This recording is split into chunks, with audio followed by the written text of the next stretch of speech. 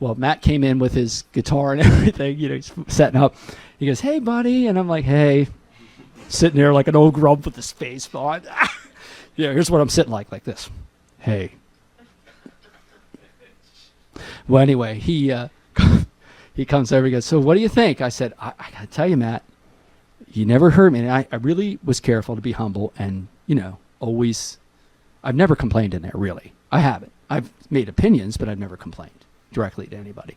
And I said, "Look," I got to tell you, I hate it.